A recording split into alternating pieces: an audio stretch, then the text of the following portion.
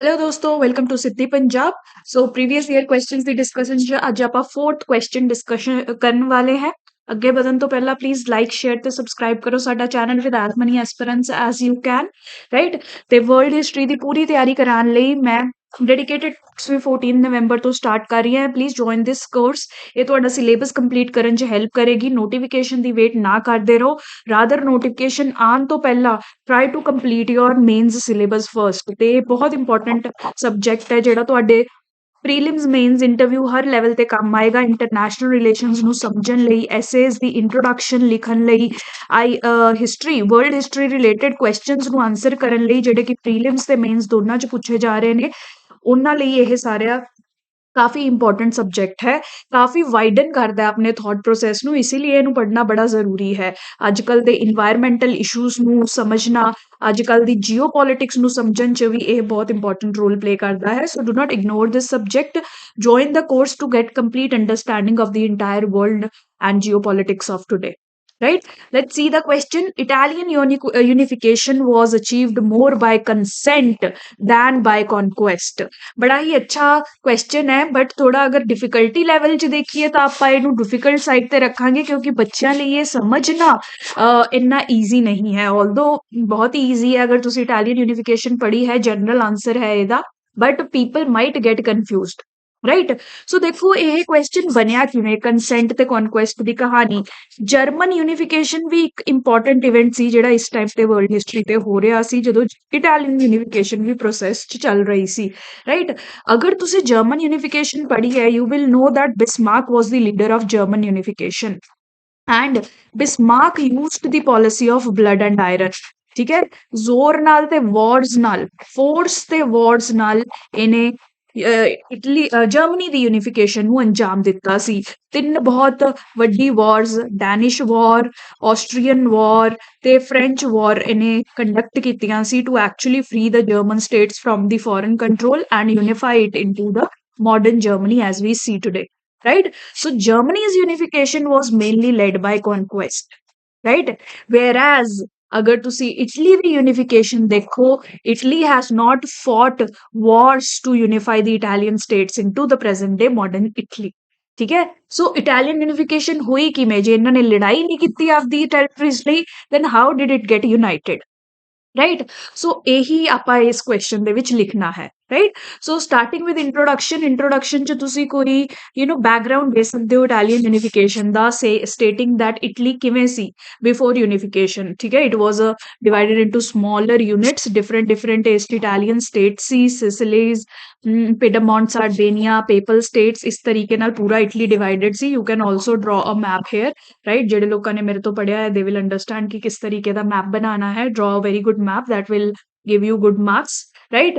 And then you can write ki dheere dheere because of various factors this unification of Italy became possible and Italy became emerged as a prominent country in Europe in few years, right? ਇਸ ਤਰੀਕੇ ਨਾਲ you can introduce ਆਪਦੇ ਦਿਮਾਗ ਤੋਂ, you can write impressive introduction। ਇਹ ਸਿਰਫ ਇੱਕ general idea ਮੈਂ ਤੁਹਾਨੂੰ ਦੇ ਰਹੀ ਹਾਂ along with content, ਥੋੜੀ precise इंट्रोडक्शन लिखना जरूरी है। This is just to give you understanding, मैं थोड़ा ज्यादा कंटेंट दे रही हैं, राइट।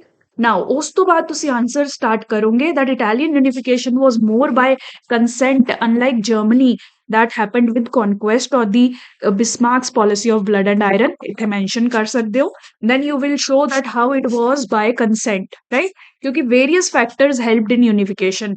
ਫਰਸਟਲੀ ਜਿਹੜੇ ਇੰਨੇ ਸਾਲਾਂ ਤੋਂ ਐਕਸਪਲੋਇਟੇਟਿਵ ਰੂਲ ਦੇ ਅੰਡਰ ਇਟਲੀ ਜਾਂ ਇਟਾਲੀਅਨ ਪੀਪਲ ਰਹਿ ਰਹੇ ਸੀ, ਪਹਿਲਾਂ ਰੋਮਨ ਅੰਪਾਇਰ, ਫਿਰ ਨੈਪੋਲੀਅਨ, ਫਿਰ ਆਸਟਰੀਆ, ਆਲ ਫੋਰਨ ਰੂਲਰਸ ਜਿਹੜੇ ਕਿ ਇਟਲੀ ਦੇ, ਇਟਾਲੀਅਨ ਪੀਪਲ ਦੇ ਹਿੱਤ ਵਿੱਚ ਕੰਮ ਜ਼ਿਆਦਾ ਨਹੀਂ ਕਰ ਰਹੇ ਸੀ, ਇਸੇ ਲਈ ਇਟਾਲੀਅਨਸ ਜਿਹੜੇ ਸੀ ਉਹ ਬਹੁਤ ਫਰਸਟ੍ਰੇਟਡ ਸੀ। People living in Italian states, ਕਹਿਣ ਦਾ ਮਤਲਬ ਹੈ they were very much frustrated already, right. Secondly they had cultural linguistic unity, ਸਾਰੇ ਇਟਾਲੀਅਨ ਪੀਪਲ ਸੀਗੇ, ਇਟਲੀ ਇਟਾਲੀਅਨ ਲੈਂਗੁਏਜ ਬੋਲਦੇ ਸੀ, they had a ground to unify on one basis, right. ਉਸ ਤੋਂ ਬਾਅਦ ਨੈਪੋਲੀਅਨ ਨੇ ਕਾਫੀ ਇੰਪੋਰਟੈਂਟ ਰੋਲ ਪਲੇ ਕੀਤਾ। ਇਹਨਾਂ ਨੇ ਬਹੁਤ ਸਾਰੇ ਏਰੀਆਜ਼ ਨੂੰ ਇਕੱਠੇ ਬਣਾ ਕੇ ਸਟਰੋਂਗ ਪੋਲੀਟੀਕਲ ਐਡਮਿਨਿਸਟ੍ਰੇਟਿਵ ਯੂਨਿਟ ਬਣਾਇਆ, ਰੇਲਵੇਜ਼ ਕੰਸਟਰਕਟ ਕੀਤੇ, ਫ੍ਰੈਂਚ ਰੈਵੋਲਿਊਸ਼ਨ ਦੇ ਆਈਡੀਆ ਸਪਰੈਡ ਕੀਤੇ। ਇਸ ਤਰੀਕੇ ਨਾਲ ਨੈਪੋਲੀਅਨ ਨੇ ਬਹੁਤ ਤਰੀਕੇ ਨਾਲ ਇਹ ਯੂਨੀਫਿਕੇਸ਼ਨ ਨੂੰ ਫੈਸਿਲਿਟੇਟ ਕੀਤਾ। फ्रेंच रेवोल्यूशंस दे आइडिया ने इंस्पिरेशन जताई इटालियंस च that they should also work for Republic government, they should also look towards nationalism. ठीक है, अगर ਤੁਸੀਂ ਸਾਰੀ ਕੰਟਰੀਜ਼ ਦੇਖੋ, ਇੰਡੀਆ ਹੋਵੇ, ਜਰਮਨੀ ਹੋਵੇ, ਇਟਲੀ ਹੋਵੇ, ਦੇ ਵਰ ਨਾਟ ਕੰਟਰੀਜ਼, ਦੇ ਵਰ ਨਾਟ ਨੇਸ਼ਨਸ ਬਿਫੋਰ ਦੇ ਵਰ ਯੂਨਾਈਟਿਡ, ਤੁਸੀਂ ਕਹਿ ਸਕਦੇ ਹੋ, ਔਰ ਬਿਫੋਰ ਦੇ ਵਰ ਇੰਡੀਪੈਂਡੈਂਟ। ਇਹ ਛੋਟੇ ਛੋਟੀ ਜਗ੍ਹਾਵਾਂ ਸੀ, ਜਿਵੇਂ ਜਰਮਨ ਸਪੀਕਿੰਗ ਲੋਕ ਬਹੁਤ ਸਾਰੇ ਏਰੀਆਜ਼ 'ਚ ਟੁੱਟੇ ਹੋਏ ਸੀ, ਐਵੇਂ ਹੀ ਇਟਾਲੀਅਨ ਸਪੀਕਿੰਗ ਲੋਕ ਬਹੁਤ ਜਗ੍ਹਾ ਟੁੱਟੇ ਹੋਏ ਸੀ। ਇਹਨਾਂ ਨੂੰ ਫੋਰਨ ਸਪਰੈਸ਼ਨ ਦੀ ਵਜ੍ਹਾ ਤੋਂ ਇਹ ਰਿਅਲਾਈਜ਼ ਹੋਇਆ that they should come together and form something like nation, ਜਿਹਦੇ ਤਰਫ ਇਹਨਾਂ ਦੀ ਲੋਇਲਟੀ ਹੋਣੀ ਚਾਹੀਦੀ ਹੈ, ਪੂਰੀ ਦੇਸ਼ ਭਗਤੀ ਹੋਣੀ ਚਾਹੀਦੀ ਹੈ, because they are united by cultural and linguistic grounds. That is when nationalism emerges. ਠੀਕ ਹੈ, ਸੋ ਇਹ ਨੈਸ਼ਨਲਿਜ਼ਮ ਦੀ ਭਾਵਨਾ ਫ੍ਰੈਂਚ ਰੈਵੋਲਿਊਸ਼ਨ ਤੋਂ ਇੰਸਪਾਇਰ ਹੋ ਕੇ ਇਟਾਲੀਅਨਸ ਵਿੱਚ ਜਾਗੀ, ਜਿਹੜੀ ਕਿ ਅਲਟੀਮੇਟਲੀ ਯੂਨੀਫਿਕੇਸ਼ਨ 'ਚ ਹੈਲਪ ਕਰੇਗੀ। ਰਾਈਟ, ਉਸ ਤੋਂ ਬਾਅਦ ਬਹੁਤ ਹੀ ਜ਼ਿਆਦਾ ਰੋਲ ਪਲੇ ਕੀਤਾ ਇੰਟੈਲੈਕਚੁਅਲਸ ਨੇ, ਇਟਲੀ ਦੇ ਇੰਟੈਲੈਕਚੁਅਲਸ, ਇਟਲੀ ਦੇ ਫਾਈਟਰਸ, ਜਾਂ ਤੁਸੀਂ ਕਹਿ ਸਕਦੇ ਹੋ ਇਨਲਾਈਟਨਡ ਇੰਡੀਵਿਜੂਅਲਸ ਨੇ, like ਮਜ਼ੀਨੀ lighted the fire, the awareness generation work was done by Mazzini.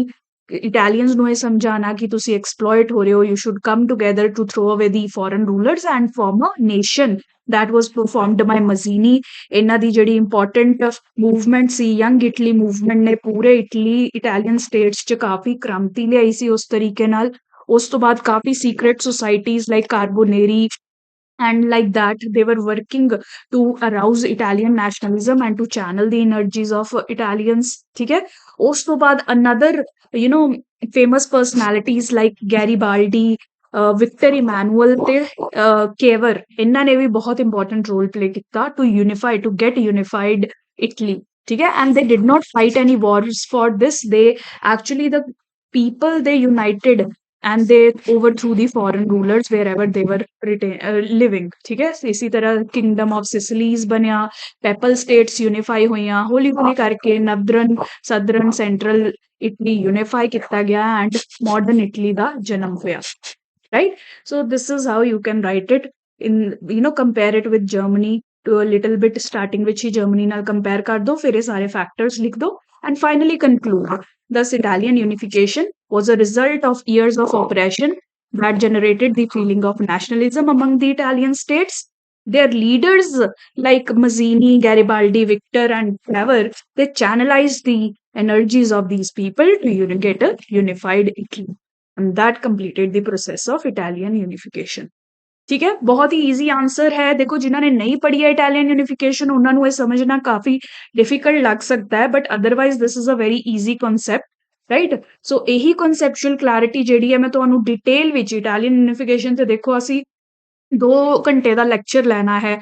ਠੀਕ ਹੈ, ਮੈਂ ਤੁਹਾਨੂੰ 8 ਮਿੰਟ ਚ ਤਾਂ ਨਹੀਂ ਸਮਝਾ ਸਕਦੀ, ਬਟ ਇੱਥੇ ਤਾਂ ਮੈਂ ਕੁਐਸਚਨ ਡਿਸਕਸ ਕਰ ਰਹੀ ਹਾਂ, but in the course I will be discussing the entire topic in detail.